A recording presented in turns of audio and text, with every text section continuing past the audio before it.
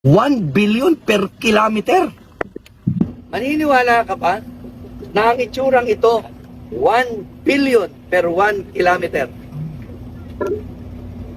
Kayo na ho ang mag-judge. First time ko nakakita sa sarili kong probinsya, pinagbabawalan akong pumasok.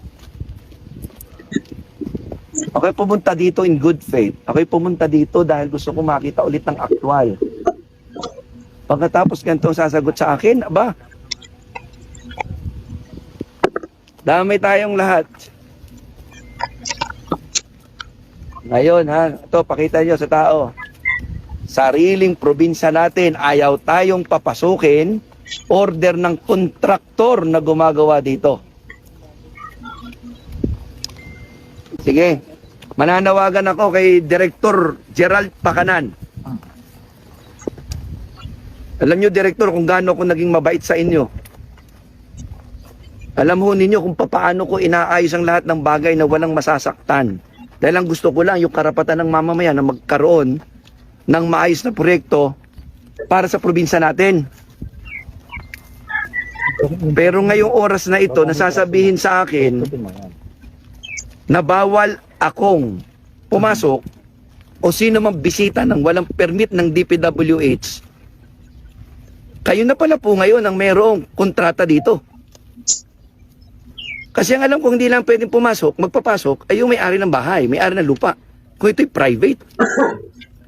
Hindi ho ito private property, ito'y public property. At ang alam ko, pag public property, kahit sino, basta taxpayer, basta tao, basta mamamayan, ay pwedeng pumasok. Maliban lang kung may mga sinusunod na regulasyon. Pakisabi, Ipe, ipapadeklara ko kayong persona non grata sa probinsya ko. Saan kayo nakakitang gobernador? Ayaw akong papasukin kung wala daw written permit ninyo. Ay, kasasabi lang ng gwardiya kanina eh.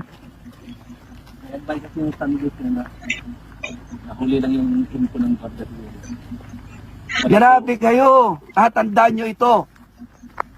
Ako ang gobernador sa probinsyang ito. Pinoproteksyonan ko lang kami, tas ganito kayo nagninegosyo.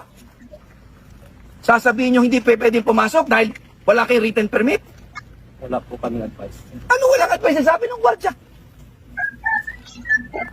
O ngayon, ipuputo ko lahat ito. Nananahimik ako ng ilang panahon. Tingnan natin kung gaano kapalpak ang trabaho nyo dito.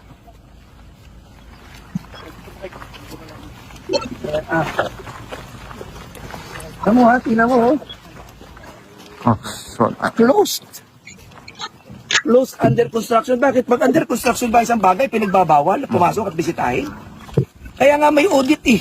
Nagpapasalamat ho ako sa napakalaking pondong nilagay sa probinsya namin. Maganda naman sana eh. Ang gusto nga lang natin maiayos ang design. Ang original na gusto ko dito, ang design sa halip na buhangin ng gitna, konkreto na buo. In-explain ko na yan kay Director noong 2023.